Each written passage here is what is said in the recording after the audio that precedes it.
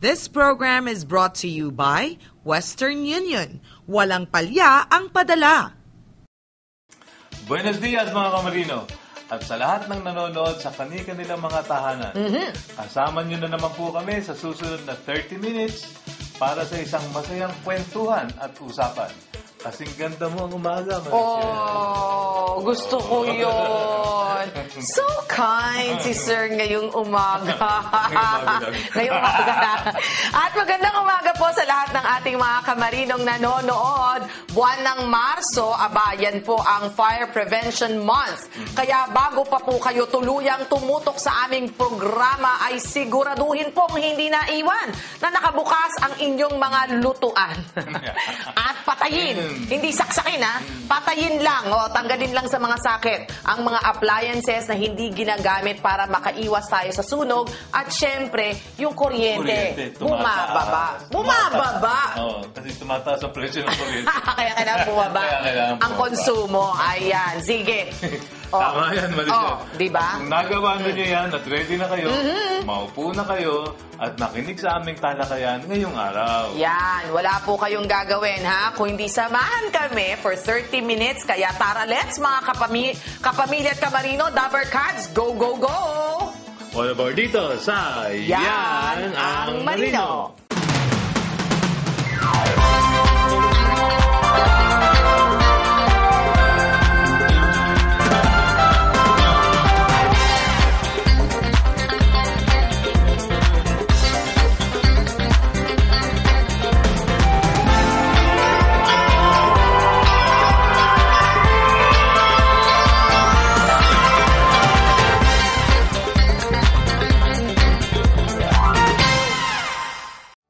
This portion is brought to you by PhilHealth, your partner in health.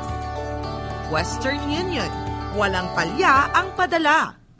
As more and more women make their presence felt in the maritime industry, they take on a stronger role in contributing to the development of the global economy.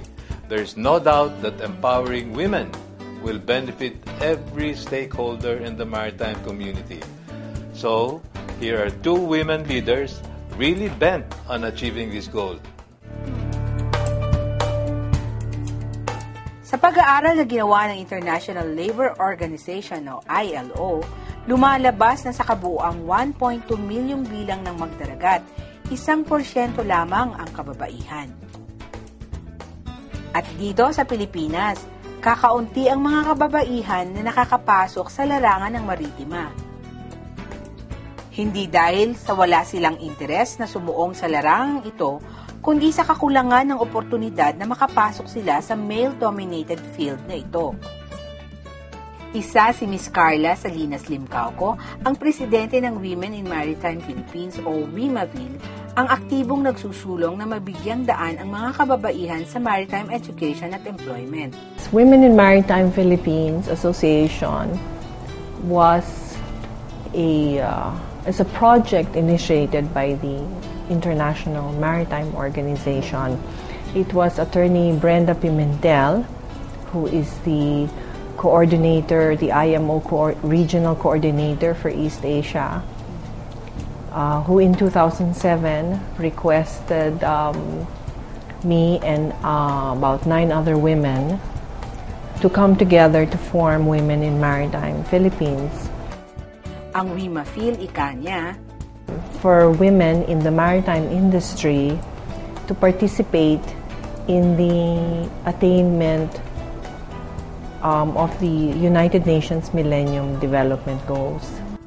Dagdag pa niya, as you know, all countries have made a commitment to help in the attainment of these Millennium Development Goals, which are, for example, gender equality, maternal health, alleviation of poverty, education for children. The IMO wanted the women in the industry to be able to become a part of this advocacy. Para maisulong ang layunin ng WIMAPHIL, inulunsad nila ang She2Sea campaign na layong makuha ang atensyon ng mga may-ari ng barko na maging bukas sila sa ideya na mag-empleyo ng mga women seafarers. Ayon pa kay Ms. Lim Cauco, hangad din ang She2C campaign na makatulong na maipagpatuloy ang industriyang napakahalaga sa pagsulong ng ekonomiya ng ating bansa. Ang pangangalaga naman sa pamilyang Marino ang mariing tinututukan ni Ms. Marisa Oca, ang publisher ng Seafarer Asia. When he entered Rome, Paul was allowed to live by himself. 3 days later, he called together the leaders of the Jews. Ang kanyang dedikasyon na bigyang pokus ang pamilyang Marino at ang industriyang kanilang ginagalawan ay hindi masusukat. Ayon sa kanya, ang Seafarer Asia ay isa po siyang offshoot ng, as you know, we hosted the International Seafarer Family Convention. Merong publication that will focus on the maritime community and their extraordinary families. Indeed, sa bawat pahina ng kilalang magazine, makikita di lamang ang galing at husay ng mga Pilipinong Marino, kundi pati na ang sakripisyong hinaharap ng kani-kanilang pamilya. Alam naman natin na ang mga Marino, ang inspirasyon nila ay ang kanilang mga families. We should provide a venue of expression for all these families, their children, and also everyone who supports seafarer families.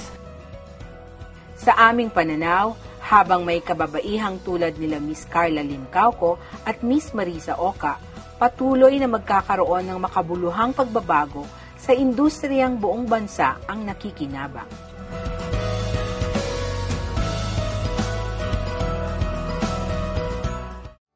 This portion was brought to you by PhilHealth, your partner in health.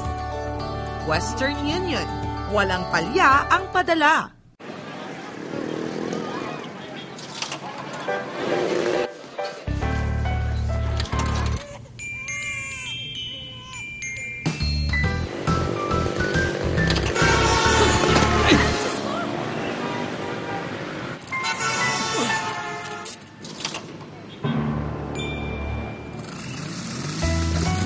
Bilib kami sa'yo. Sa tuloy-tuloy mong hulog sa SSS, protektado ka at yung pamilya. Mag-member na.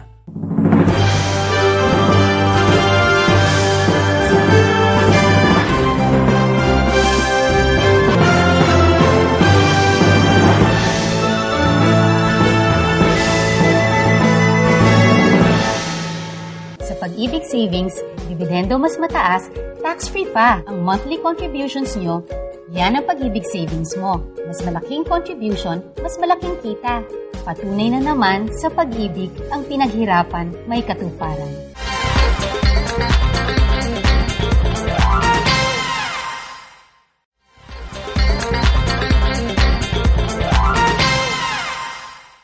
This portion is brought to you by Pag-ibig Fund. Sa pag-ibig, ang pinaghirapan may katuparan. Western Union. Walang palya ang padala. 27 years ago, itinatag ang Amosup Seamen's Hospital na ang pangunahing layunin ay makapagbigay ng libre at dekalidad na serbisyo para sa ating mga kamarino. Ngayon, patuloy pa rin ang kanilang ginagawang pagpapabuti sa kanilang mga kagamitan, serbisyo at infrastruktura. Sa gabay ng kanilang bagong medical director, ano nga ba ang direksyon na kanilang tatahaking pa at ano nga ba ang mga plano para sa ospital sa mga susunod na taon?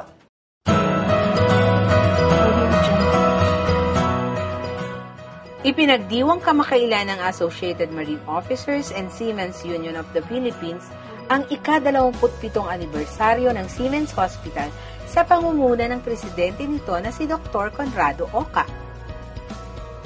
Simpleng pagdiriwang lamang ang naganap, isang misa na pinamunuan ni Father Eli Santos. Dumalo ang lahat ng hospital staff, mga marinong miyembro at dependents nito at ang bagong medical director ng Seamen's Hospital na si Dr. George Pile sa misa. By the way, kaya sabi ni Jesus, mahalaga ang prayer.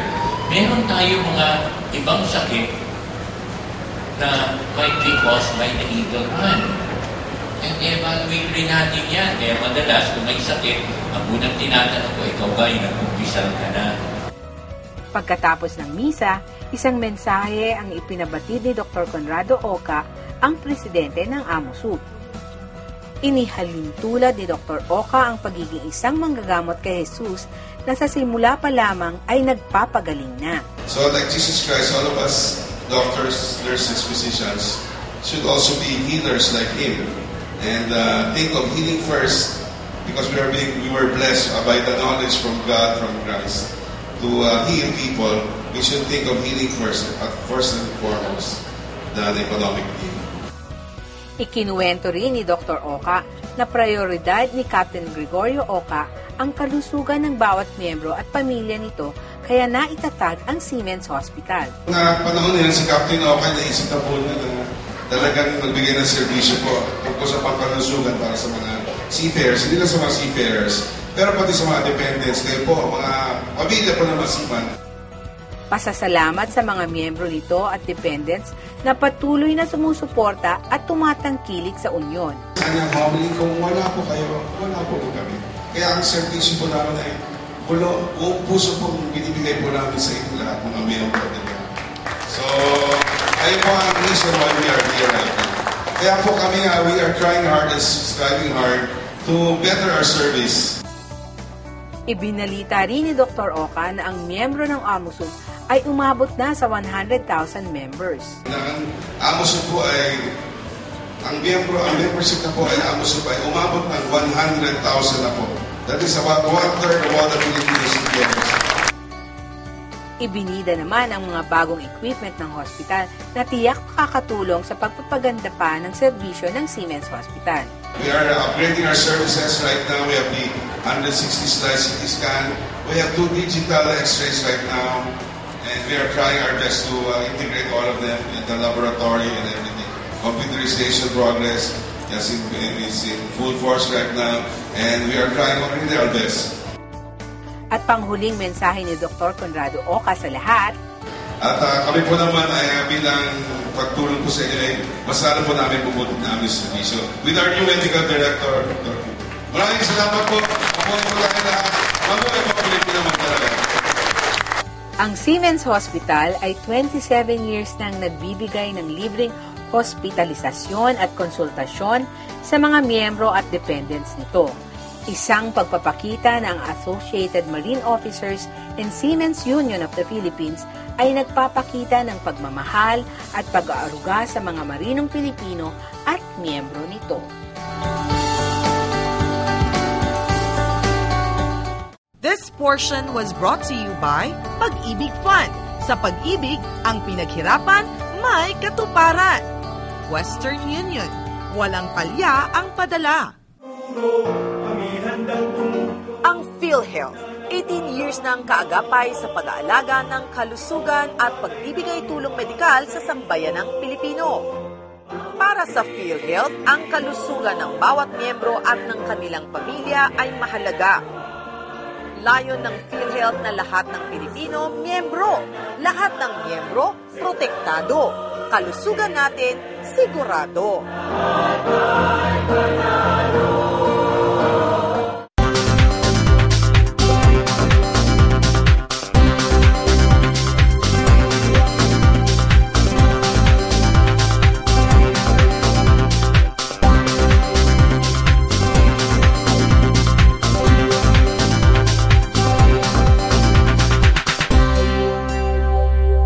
Pag-ibig Savings, dividendo mas mataas, tax-free pa ang monthly contributions nyo.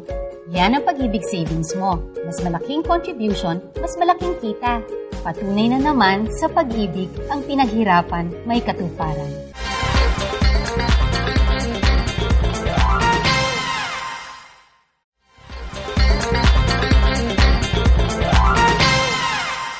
This portion is brought to you by Western Union. Walang palya ang padala. Tuwing buwan ng Marso, ipinagdiriwang po natin ang Women's Month o Buwan ng Kababaihan bilang pagkilala sa kahalagahan ng papel at participation ng kababaihan sa ating lipunan.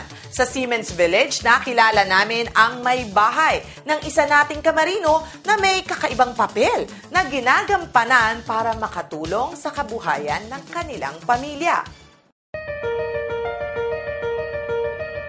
Dahil pinagdiriwang natin ngayon ang buwan ng kababaihan, aming tampok na istorya ang kwento ni Mrs. Rhea Salye, isang may bahay ng seafarer sa Siemens Village. Natatangi itong si Mrs. Salye dahil siya ay isang service driver ng mga estudyante. Pinili niyang magtrabaho at tulungan ang kanyang asawa sa paghahanap buhay dahil tumutulong ako sa aking asawa. Nagiging driver. Nag-school service ako. Hatid sundo ng aking anak. So, namamasada pa rin. Kasi, parang may panggasolina. May pang bayad sa kuryente. At least malaking tulong ng kahit papaano, kahit pa konti-konti. Dahil sa pagiging school service driver niya, napalapit na rin siya sa mga batang siniservisan niya. Hindi naman napapabayaan ni Mrs. ang pagiging mami niya sa kanyang 3 nagagandahang anak.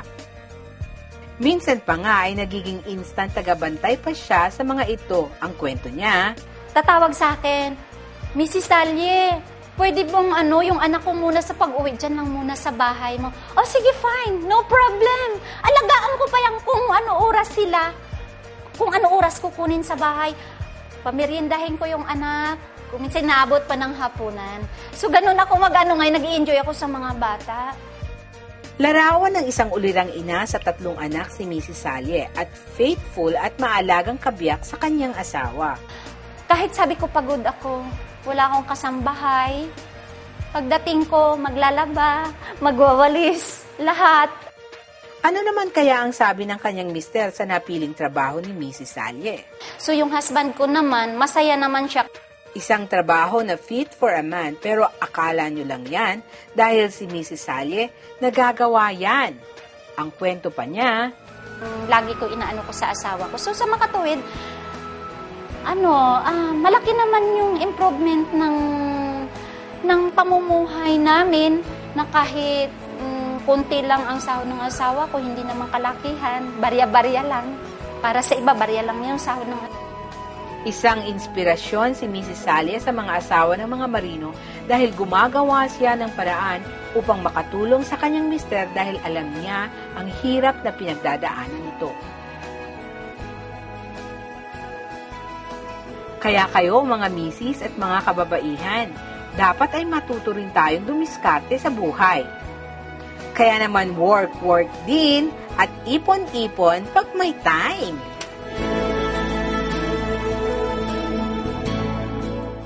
This portion was brought to you by Western Union. Walang palya ang padala.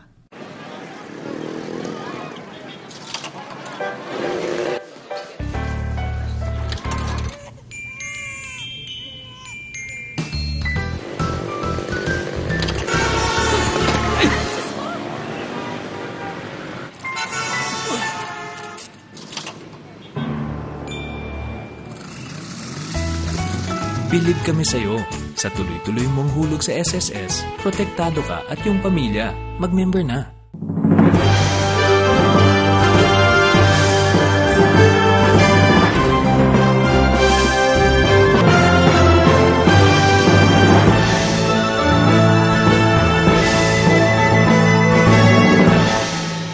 Sa Pag-ibig Savings, dividendo mas mataas, tax-free pa ang monthly contributions nyo. Yan ang Pag-ibig Savings mo. Mas malaking contribution, mas malaking kita.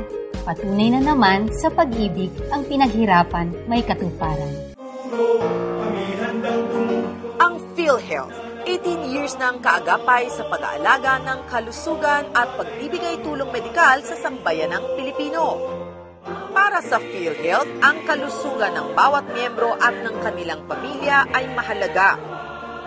Layon ng PhilHealth na lahat ng Pilipino, miyembro. Lahat ng miyembro, protektado. Kalusugan natin, sigurado.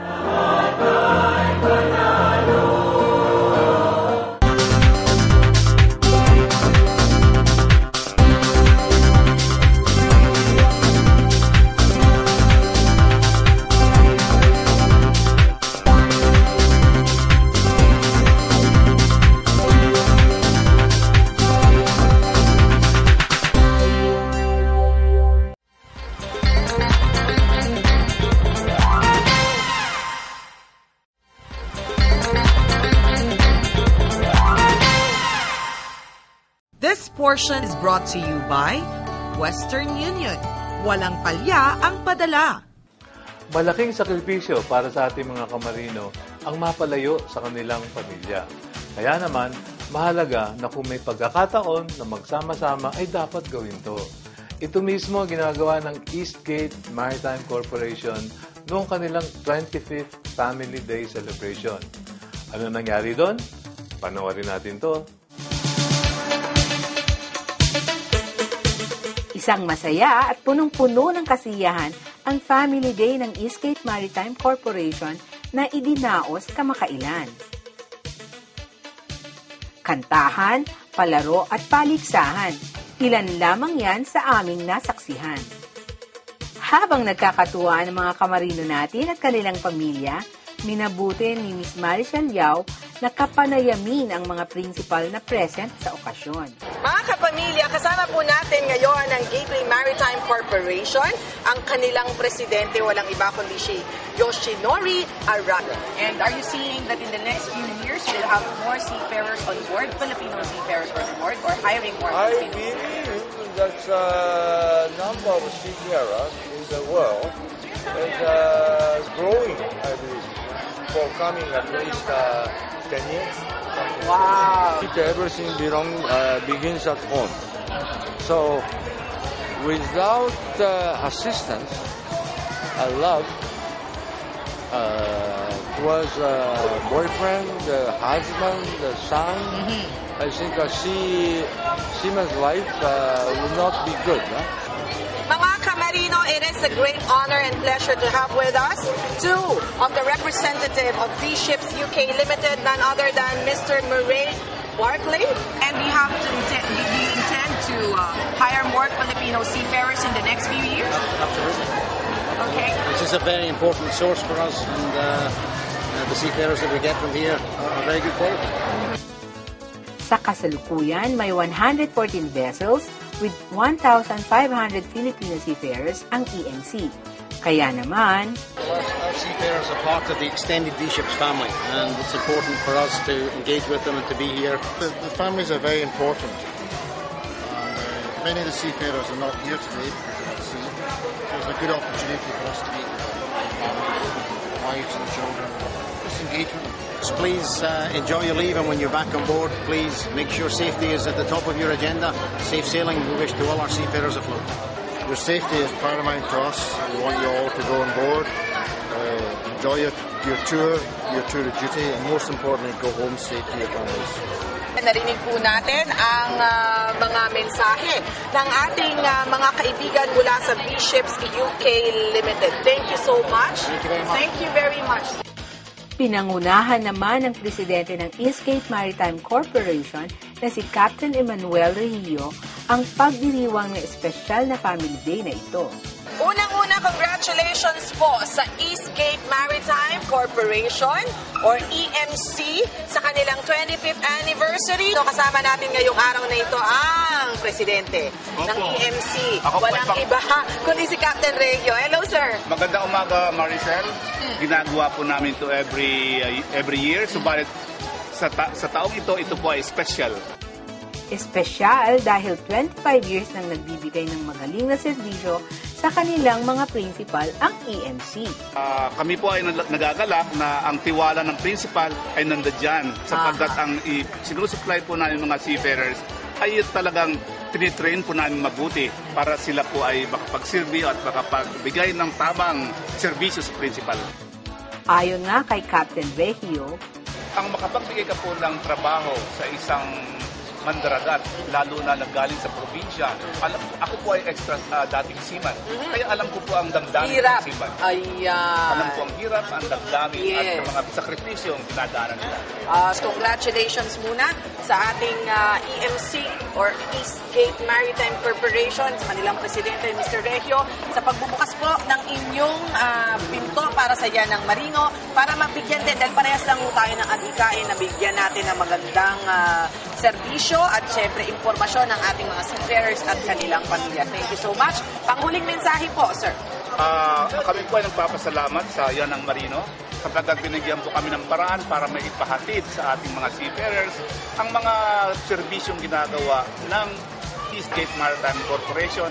At sa dahilang magandang serbisyo, kaya po kami pinagkakatiwalaan ang mga principal. Maraming salamat, Maricel. Thank you so much, sir. Maraming salamat. So mag-e-enjoy na ho kami. Diyan lamang po kayo, ha? This portion was brought to you by Western Union. Walang palya ang padala.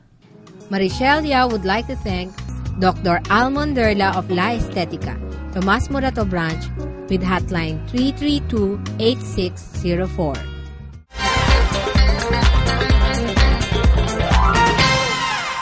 Ang saya pong makita na kahit na malayo ang ating mga marino sa kanilang mga pamilya, ay nalagyan pa rin ang iba't ibang organisasyon na tumutulong sa kanila upang maramdaman nila na hindi sila nag-iisa. That is absolutely right, Admiral, ha? Kasabay ng mga makabagong teknolohiya ngayon tulad ng Facebook, Twitter, Skype, at saka Viber. Virtually impossible na nga talaga na hindi magkaroon ng komunikasyon ng ating mga kamarino sa kanilang pamilya, hindi ba? Araw-araw pa. Yes. Iba dyan, libre pa. Oo, sobrang libre. Di ba? Go. Sige. Sana, Maricel, marami pa tayong oras para makipagkwentuhan.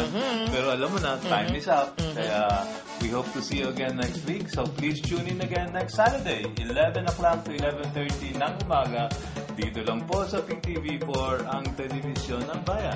Get the latest news and maritime updates po mula sa ating website, www.yanangmarino.com, and of course, watch our show through live streaming po yan. Just type www.ptv.ph at syempre, yung ating Facebook. Yes. Connect with us. Like us on Facebook and follow us on Twitter. Thank you for watching, mga kamarino. Mga kamarino, ang ating DVD, ha? Grab a copy at libre po yan sa lahat ng AMOSUP centers. Walang ho kayo na isang kopya, marami ho kayong matututunan at maaaliw kayo. At malay ninyo, kayo ang nasa video. Pwede nyo ulit-ulitin. Yes. Have a wonderful, wonderful weekend, mga kamarino. But for now, anchors away. Bye. Bye. Maraming salamat po sa mga manning agencies, maritime schools, maritime institutions at training centers na nagpaunlak sa Yanang Marino Ibaka Caravan.